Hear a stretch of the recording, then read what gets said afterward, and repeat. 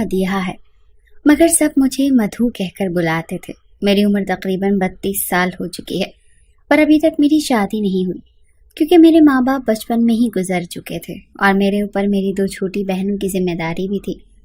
میں چھوٹی موٹی نوکری کر کے اپنا اور اپنی بہنوں کا پیٹ پالتی تھی۔ کچھ دن بعد میں نے اپنی دونوں بہنوں کی شادی کروا دی۔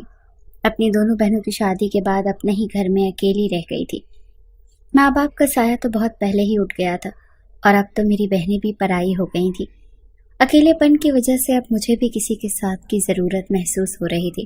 مجھے اپنی زندگی میں ایسے ساتھی کی ضرورت محسوس ہوتی جا رہی تھی جو میری تنہائی کو دور کر سکے، میری زندگی کو خوشیوں سے بھر دے۔ پر میرے گھر میں کوئی تھا ہی نہیں، اور میری عمر زیادہ ہونے کی وجہ سے میرے لیے کوئی اچھا رشتہ بھی نہیں آتا تھا۔ میرے دن کچھ یوں ہی گزر رہے تھے کہ ایک دن میں گھومنے گئی تو وہاں میری بہت پرانی سہیلی مجھے مل گئی۔ ہم دونوں ایک دوسرے سے بہت دنوں بعد ملے تھے۔ پھر ہم دونوں نے کافی ساری باتیں کی۔ اس نے بتایا کہ میری شادی ہو چکی ہے اور اس کے 2 بچے بھی ہیں۔ اس نے اچانک میری شادی کے بارے میں پوچھا تو میں نے بھی اسے سب کچھ بتا دیا۔ باتوں ہی باتوں میں اس نے مجھے بتایا کہ اس کا ایک چھوٹا بھائی ہے جس کی عمر تقریباً 38 سال کے قریب ہو گئی ہے۔ اس کی شادی تو ہوئی تھی مگر اس کی بیوی اسے چھوڑ کر چلی گئی، کیونکہ اس کا بھائی اپنی بیوی کو اولاد کی خوشی نہیں دے سکتا تھا۔ میری سہیلی کے گھر میں پیسے کی کوئی کمی نہیں تھی، بس ایک کمی تھی تو اس کے بھائی میں کہ وہ اولاد پیدا نہیں کر سکتا تھا۔ ابھی وہ مجھے یہی سب بتا رہی تھی کہ میرے منہ سے اچانک نکل گیا کہ تم اپنے بھائی کی شادی مجھ سے کروا دو، اور میں تم سے وعدہ کرتی ہوں کہ کبھی بھی میں تمہارے بھائی کو چھوڑ کر نہیں جاؤں گی، نہ ہی انہیں کسی بات کے لیے تانا دوں گی۔ میری باتیں سن کر میری دوست حیران ہو گئی۔ اس نے کہا اتنی بڑی سچائی جانتے ہوئے بھی کہ میرا بھائی کبھی بھی باپ نہیں بن سکتا، تب بھی تم ان سے شادی کرنے پر تیار ہو؟ میں نے کہا کہ اس طرح سے جینے سے تو بہتر ہے کہ میں تمہارے بھائی کا سہارا بن جاؤں اور وہ میرا سہارا بنے۔ آخر میں کب تک اکیلی رہوں گی؟ میرا حال تو ایسا ہے کہ اگر میں مر بھی جاؤں تو کسی کو کانوں کان خبر نہ ہوگی۔ میری سہیلی میرا یہ فیصلہ سن کر بہت خوش ہوئی، کیونکہ اس کے گھر میں کسی ایک عورت کی ضرورت تھی۔ اس کی ماں بہت پہلے گزر چکی تھی، اس کا بھائی اپنے بوڑھے باپ کے ساتھ رہتا تھا۔ اس نے کہا ٹھیک ہے، یہ بات اپنے بھائی سے پوچھ کر بتاؤں گی۔ ویسے تو میں یہ شادی کا پکا ہی سمجھوں، کیونکہ میرے بھائی کو تمہاری ہی جیسی کسی ساتھی کی ضرورت ہے۔ 2 سے 3 دن گزرنے کے بعد میری سہیلی میرے گھر آئی۔ وہ بہت زیادہ خوش تھی۔ اس نے مجھے خوشخبری سنائی۔ اس نے کہا کہ بھائی شادی کے لیے تیار ہیں، پر ان کی ایک شرط ہے۔ میں نے گھبرا کر پوچھا کہ شرط کیا ہے؟ تو اس نے کہا بس یہی کہ اس کا بھائی یہ چاہتا ہے کہ دنیا کو اس بات کا پتہ نہ چلے کہ وہ کبھی باپ نہیں بن سکتا۔ میں نے کہا بس اتنی سی بات؟ تم اور تمہارے بھائی اس بات کے لیے بے فکر رہو، میں بھلا کیوں دنیا کو بتانے جاؤں گی کہ میرا شوہر باپ نہیں بن سکتا۔ اگلے کچھ دنوں میں میری اور وقاص کی شادی بڑے ہی دھوم دھام سے ہوئی۔ لوگ تو یہ دیکھ کر حیران رہ گئے کہ ایک اکیلی لڑکی کا کیسے اتنا اچھا رشتہ مل گیا۔ میں یہ بات اپنی بہنوں کو بھی نہیں بتائی کہ میرا شوہر باپ نہیں بن سکتا۔ میرے شوہر کا یہ راز میرے سینے میں دفن ہو کر رہ گیا تھا۔ میں دلہن بن کر وقاص کے گھر گئی تو یہ دیکھ کر حیران تھی کہ اس کا گھر تو ایک عالی شان بنگلہ تھا۔ میں اپنی شادی سے بہت خوش تھی، کیونکہ میں تو خواب میں بھی نہیں سوچ سکتی تھی کہ اتنے اچھے گھر میں میری شادی ہوگی۔ میرا کمرہ بہت اچھے سے سجایا گیا تھا۔ میں بیڈ پر بیٹھی ہوئی تھی، میں اپنے شوہر کا انتظار کر رہی تھی۔ جب وہ کمرے میں آیا تو ان کے اندر ایک جھجک تھی، شاید وہ اپنے اندر کی اس کمی کو لے کر پریشان تھے، پر میں خوبصورت سمجھدار عورت تھی، اسی لیے میں نے کوئی پہل نہیں کی اور شوہر کا ساتھ پکڑ کر انہیں یقین دلایا کہ یہ بات کبھی بھی ہمارے کمرے سے باہر نہیں جائے گی اور نہ ہی میں آپ کو اس بات کے لیے کبھی کچھ کہوں گی۔ میرے اتنا کچھ کہنے اور سمجھانے کے بعد اس کا چہرہ مسکرا اٹھا۔ انہوں نے مجھے اپنے ہاتھوں میں تحفے کے طور پر انگوٹھی پہنائی اور کہنے لگے کہ تمہیں دیکھ کر لگتا ہے کہ اب میری زندگی میں مجھے سب کچھ مل گیا ہے۔ میں اپنی زندگی میں بہت خوش ہوں، مگر مجھے کیا پتا تھا کہ آنے والا وقت میرے لیے میری زندگی کی سب سے مشکل وقت ثابت ہوگا۔ میں اور وقاص اپنی زندگی میں بہت خوش تھے۔ اس نے مجھے اتنا پیار دیا کہ میں ان کے ساتھ بہت خوش تھی۔ اس نے مجھے اپنی پہلی بیوی کے بارے میں بھی سب کچھ بتایا۔ انہوں نے بتایا کہ جب کافی دنوں تک ان کی بیوی کو بچہ پیدا نہیں ہوا تو ڈاکٹر کو دکھایا گیا۔ ڈاکٹر نے اس میں بہت سی کمیاں بتائی، اور جب یہ بات اس کی پہلی بیوی کو پتہ چلی کہ وہ کبھی بھی باپ نہیں بن سکتے تو وہ انہیں چھوڑ کر چلی گئیں۔ اس نے بتایا کہ دوسری شادی کے بارے میں انہوں نے اس لیے نہیں سوچا کہ دوسری بیوی بھی اگر مجھے چھوڑ کر چلی جائے گی تو مجھے یہ صدمہ برداشت نہیں ہوگا، لیکن میں نے سب کچھ جانتے ہوئے اس سے شادی کی خواہش کا اظہار کیا، اسی لیے انہوں نے مجھ سے شادی کی۔ میرے دل میں بھی بچے کی تمنا تھی، پر مجھے یہ بات بہت اچھی طرح سے پتا تھی کہ میرا شوہر مجھے اولاد نہیں دے سکتا، اسی لیے میں نے اولاد کی خواہش کو اندر ہی اندر مار دیا تھا اور شوہر کو یقین دلایا کہ میں آپ سے کبھی بچوں کی خواہش نہیں رکھوں گی۔ ہر گزرتے دن کے ساتھ میں اس کے گھر میں اپنی جگہ بناتی جا رہی تھی۔ میں وقاص اور ان کے باپ کی خوب خدمت کرتی تھی۔ شام کے وقت ہم سب ایک ساتھ بیٹھ کر چائے پیتے۔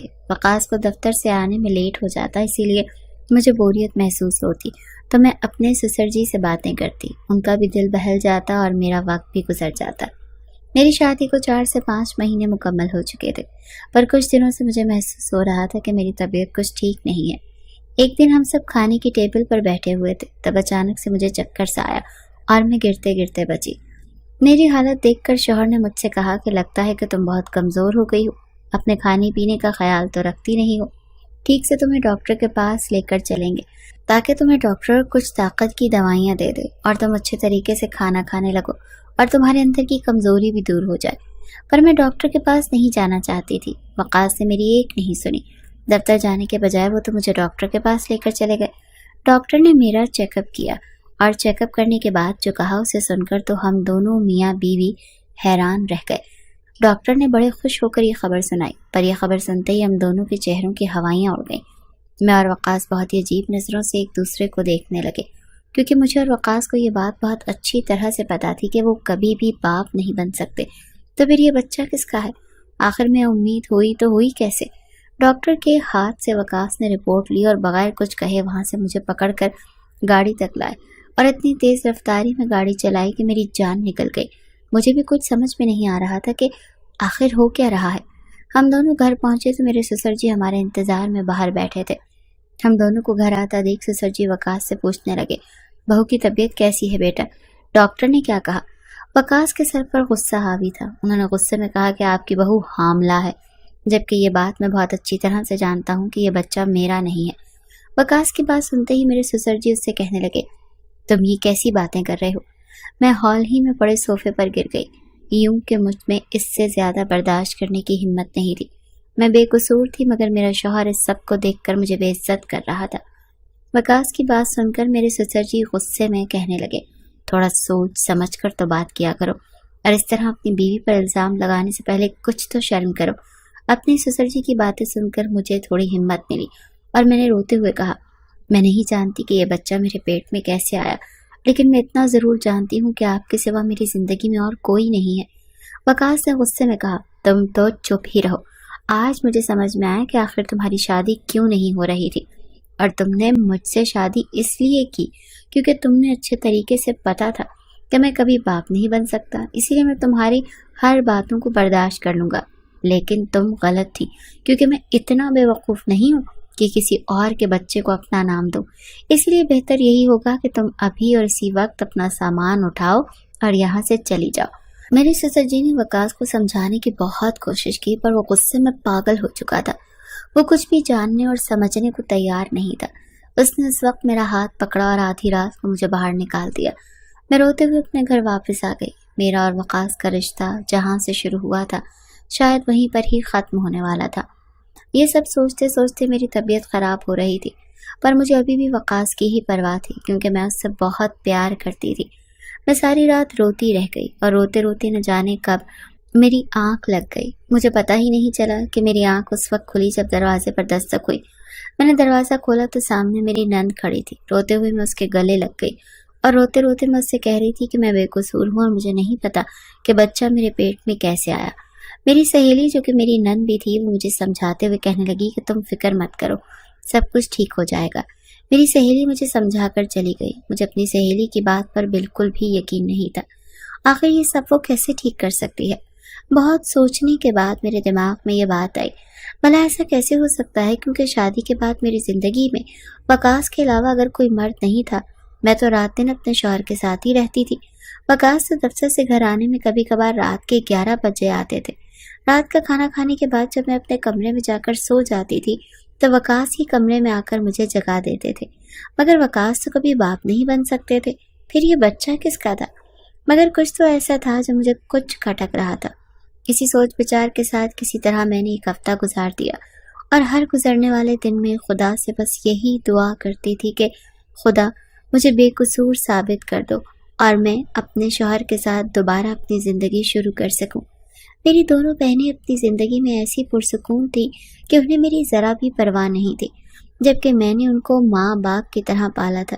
ایک ہفتے بعد جب میری نند میرے شوہر کے ساتھ مجھے لینے کے لیے میرے گھر آئی، وقاص کو دروازے پر دیکھ کر میں حیران رہ گئی۔ مجھے کچھ سمجھ نہیں آ رہا تھا کہ آخر وقاص مجھے کیسے لینے آئے، لیکن میرے لیے تو بس اتنا ہی کافی تھا کہ مجھے دوبارہ وقاص کی زندگی میں شامل ہونے کا موقع مل رہا تھا۔ پر بغیر کچھ پوچھے ان دونوں کے ساتھ گاڑی میں جا کر بیٹھ گئی۔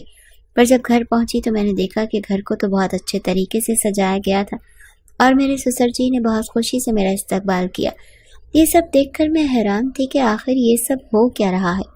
میری دوست نے بڑے پیار سے مجھے گلے لگا لی اور مجھ سے کہنے لگی کہ بھابھی تمہارا بہت بہت شکریہ، تم نے مجھے پھپھو بننے کا موقع دیا۔ وقاص پر نظر ڈالی تو وہ شرمندگی سے نظریں جھکائے کھڑے تھے۔ میری دوست یعنی میری نند سارا سچ مجھے بتانے لگی۔ اس نے بتایا کہ پاپا کو تمہارے اوپر یقین تھا کہ تم ایک اچھی لڑکی ہو، تم کبھی بھی کوئی غلط کام نہیں کر سکتی۔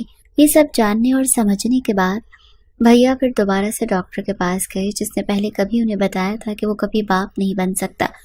اس ڈاکٹر نے بھیا کو دیکھتے ہی پہچان لیا، پر جب بھیا نے انہیں بتایا کہ میری دوسری بیوی امید سے ہے تو لیڈی ڈاکٹر نے بھائی کو ایسا سچ بتایا جسے سن کر اس کے سر پر آسمان ٹوٹ پڑا کہ بھائی کے اندر کوئی کمی ہی نہیں تھی۔ ان کی پہلی بیوی بھائی کے ساتھ رہنا ہی نہیں چاہتی تھی، اسی لیے ایسی دوائیاں استعمال کرتی تھی کہ وہ کبھی امید سے نہ ہو، اور بھائی پر جھوٹا الزام لگا کر چھٹکارا پانا چاہتی تھی، اور اسی لیے اس نے پیسوں کے دم پر جھوٹی رپورٹیں بنوائیں کہ بھائی کبھی باپ نہیں بن سکتے۔ یہ سب ہونے کے بعد دن رات بھائی کو باپ نہ بننے کا تانا دیتی تھی، اسی لیے تنگ آ کر بھائی نے خود ہی اس عورت کو طلاق دے دی، دوبارہ وقاص کی زندگی میں مجھے آنے کا موقع دے دیا تھا۔ نہیں تو میں اس سوچ کے ساتھ جی رہی تھی کہ آخر یہ بچہ کس کا ہے۔ ساری بات سن کر میں خوش ہو گئی، کیونکہ اگر یہ بچہ وقاص کا نہ ہوتا تو وہ مجھے اپنی زندگی سے ہمیشہ کے لیے نکال دیتا، اور میں تو پہلے ہی بے سہارا تھی۔ اب شادی کے بعد یہ بدنامی کا داغ لے کر کہاں جاتی۔ یہ خبر سن کر میں فوراً سجدے میں گر گئی، کیونکہ اللہ نے میری دعا سن لی اور آج میں بدنامی سے بچ گئی تھی۔ کبھی کبھی ہمیں دوسرے کے گناہ کی سزا مل جاتی ہے اور ہم سوچتے ہیں کہ بھلا ہم نے کب کوئی گناہ کیا ہے۔ میری نند خوش تھی اور وہ خوشی خوشی کچن میں میرے لیے ہی کھانا بنا رہی تھی، جبکہ میرا سسر بار بار مجھے دعائیں دینے لگا۔ اس دوران وقاص شرمندہ سا کھڑا تھا، اسے شاید سمجھ نہیں آ رہی تھی کہ وہ اس موقع پر کیا کہے، کیونکہ انجانے میں اس سے بہت بڑی غلطی ہو گئی تھی۔ قصور اس کی پہلی بیوی کا تھا، مگر اس کا سزا وہ مجھے دینے والا تھا۔ مگر یہ سب جاننے کے بعد مجھے وقاص پر غصہ نہیں بلکہ پیار آ رہا تھا، کیونکہ وہ بہت غیرت مند انسان تھا۔ اس نے یہ خبر سن کر مجھ سے جواب طلب کیا۔ جب میں اپنے کمرے میں آئی تو وقاص مجھ سے اپنے کیے کی معافی مانگنے لگے، لیکن مجھے ان سے کوئی شکایت نہیں تھی، کیونکہ ان کی جگہ کوئی اور بھی ہوتا تو وہ بھی شاید ایسا ہی کرتا۔ کچھ دیر آرام کرنے کے بعد میں باہر آئی۔ میرے گھر آنے کی خوشی میں میری نند سسر ایک کیک لے آئے اور پھر وقاص اور میں نے مل کر کیک کاٹا، اور میرے سسر اور میری نند نے میرے اپنے ہونے کا فرض نبھایا۔ میرے سسر نے میرے سر پر ہاتھ رکھ کر مجھے بہت ساری دعائیں دی، اور میں دل میں سوچ رہی تھی کہ یہ سب شاید میرے سسر کی دعاؤں کی وجہ سے ہوا تھا، کیونکہ مجھے خود بھی ماں بننے کی چاہ تھی۔ ہمارے رشتے بہت نازک ہوتے ہیں، جنہیں بہت محبت سے سنبھال کر رکھنا پڑتا ہے۔ کبھی کبھار انسان کی معمولی سی غلطی سے رشتے شیشے کی طرح ٹوٹ کر بکھر جاتے ہیں۔